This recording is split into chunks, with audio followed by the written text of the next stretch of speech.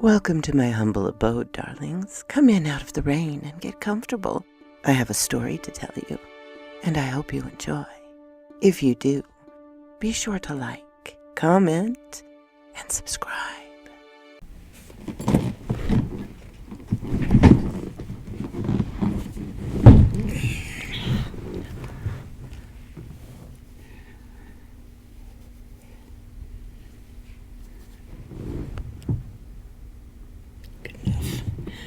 The Master of the World, Chapter 6.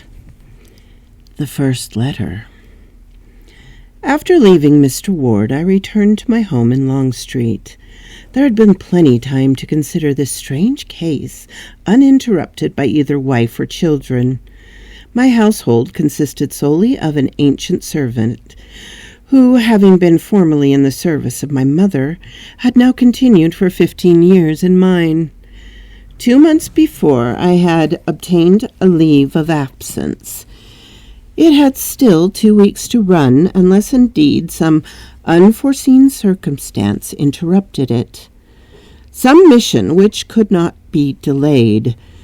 This leave, as I have shown, has already been interrupted for 4 days by my exploration of the Great Erie, and now it was not my duty to abandon my vacation and endeavor to throw light upon the remarkable events of which the road to Milwaukee and the shore of New England had been in turn the scene. I would have given much to solve the twin mysteries, but how was it possible to follow the track of this automobile or this boat? Seated in my easy chair after breakfast, with my pipe lighted, I opened my newspaper. To what should I turn? Politics interested me but little, with its eternal strife between the Republicans and the Democrats. Something that's never changed. Neither did I care for the news of society, nor for the sporting page. You will not be surprised, then, that my first idea was to see if there was any news from North Carolina about the Great Erie. There was little hope of this, however, for Mr. Smith had promised to telegraph me at once if anything occurred. I felt quite sure that the mayor of Morganton was as eager for information and as watchful as could have been myself. The paper told me nothing new.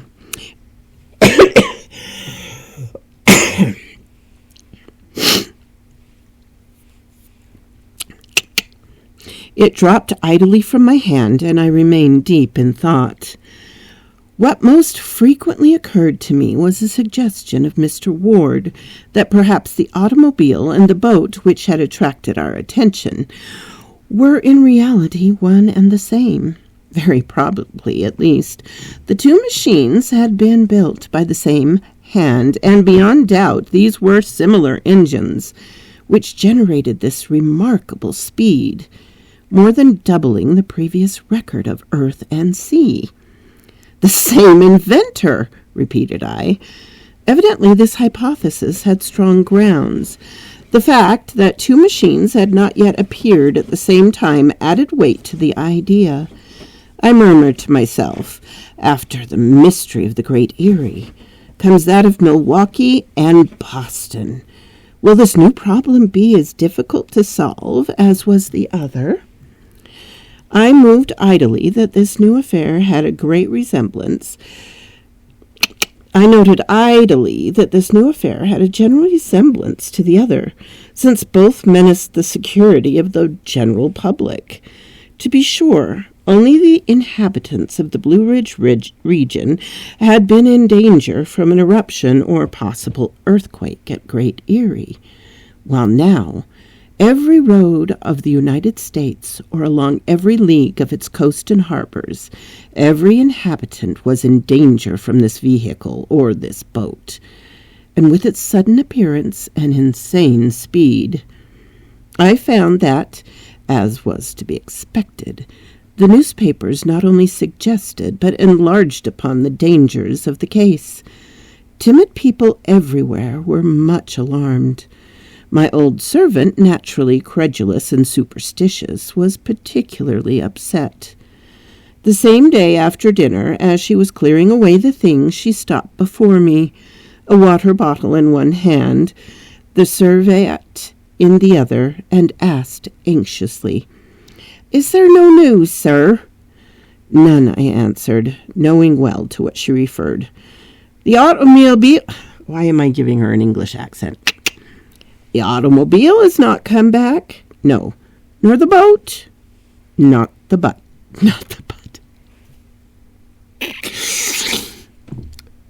Pull yourself together, woman. "Nor the boat. There is no news, even the best informed papers."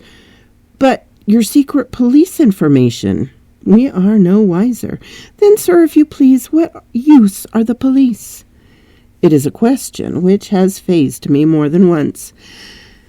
"Now you see what will happen," continued the old housekeeper complainingly. "Some fine morning he will come without warning, this terrible chauffeur, and rush down our street here and kill us all."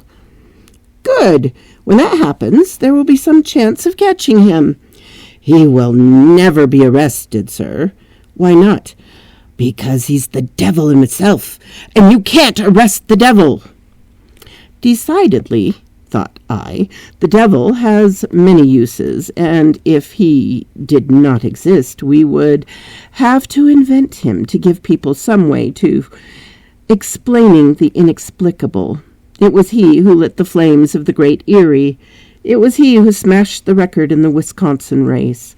It was he who was scurrying along the shores of Connecticut and Massachusetts. But putting to one side this evil spirit, who is so necessary for the convenience of the ignorant, there was no doubt that we were facing a most bewildering problem. Had both of these machines disappeared forever, they had passed like a meteor, like a star shooting through space, and in 100 years the adventure would become a legend, much to the taste of the gossips of the next century. For several days, the newspapers of America, and even those of Europe, continued to discuss these events. Editorials crowded upon editorials. Rumors were added to rumors. Storytellers of every kind crowded to the front. The public of 2 continents was interested. In some parts of Europe, there was even jealousy that America should have been chosen as the field of such an experience. If these marvelous inventors were American, then their country, their army and navy, would have great advantage over others. The United States might acquire an incontestable superiority. Under the date of the 10th of June, a New York paper published a careful, studied article on this phase of the subject, comparing the speed of the swiftest known vessels with the smallest minimum of speed which could possibly be assigned to the new boat. The article demonstrated that if the United States secured this secret, Europe would be but 3 days away from her, while she would still be 5 days from Europe. If our own police had searched diligently to discover the mystery of the Great Erie, the Secret Service of every country in the world was now interested in these new problems. Mr. Ward referred to the matter each time I saw him. Our chat would begin by his rallying me about my ill success in Carolina, and I would respond by reminding him that success there was only a question of expense. "Never mind, my good Strock," said he. "There will come a chance for our clever inspector to regain his laurels. Now take this affair of the automobile and the boat. If you could clear that up in advance of all the detectives of the world, what an honor it would be to our department. What glory for you." "It certainly would, Mr. Ward, and if you put the matter in my charge—" "Who knows, Strock? Let us wait a while. Let us wait." Matters stood thus when, on the morning of June 15th, my old servant brought me a letter from the letter carrier, a registered letter for which I had to sign. I looked at the address, did not know the handwriting. The postmark dating from 2 days before was stamped at the post office of Morganton. Morganton, here at last, no doubt, news from Mr. Elias Smith. Yes, I exclaimed, speaking to my old servant for lack of another. It must be from Mr. Smith at last. I know no one else in Morganton, and if he writes, he has news. Morganton, said the old woman, isn't that the place where the demons set fire to their mountain? Exactly. Oh, sir, I hope you don't mean to go back there, because you will end by being burned up in that furnace of the Great Erie, and I wouldn't want you burned that way, sir. Cheer up, and let's see if it's not better news than that. The envelope was sealed with red sealing wax and stamped with a sort of coat of arms, surmounted with 3 stars. The paper was thick and very strong. I broke the envelope and drew out a letter. It was a single sheet, folded in 4 and written on one side only. My first glance was for the signature. There was no signature, nothing but 3 initials at the end of the last line. The letter is not from the mayor of Morganton, said I.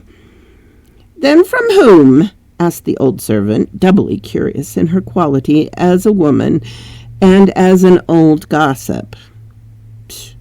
Looking again at the 3 initials of the signature, I said, I know no one for whom these letters would stand, neither at Morganton nor elsewhere.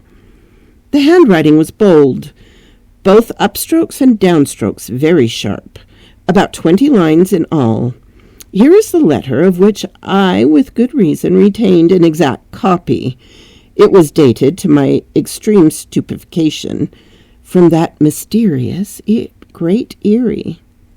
Great Erie, Blue Ridge Mountains, to Mr. Strock, North Carolina, June 13th. Chief Inspector of Police, 34 Long Street, Washington, D.C. Sir, you were charged with the mission of penetrating the Great Erie. You came on April the 28th, accompanied by the mayor of Morganton and 2 guides. You mounted to the foot of the wall, and you encircled it, finding it too high and steep to climb. You sought a breach, and you found none. Know this, none enters the Great Erie, or if one enters, he never returns. Do not try again, for the second attempt will not result as did the first, but will have grave consequences for you. Heed this warning, or evil fortune will come to you. M.O.W.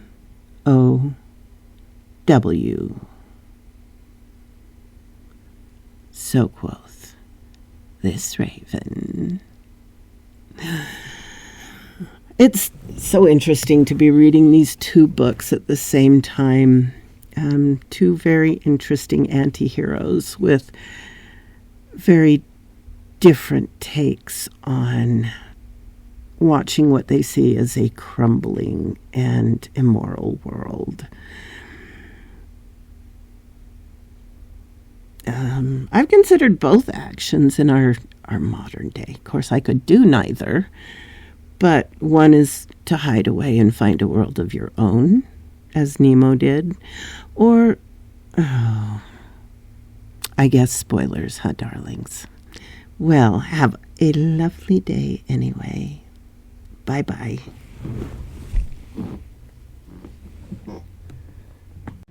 What? You're still here after the whole story? I really appreciate that, darlings. Please hit the like button and subscribe if you haven't. And I always love to hear from you. Have a glorious day, my darlings.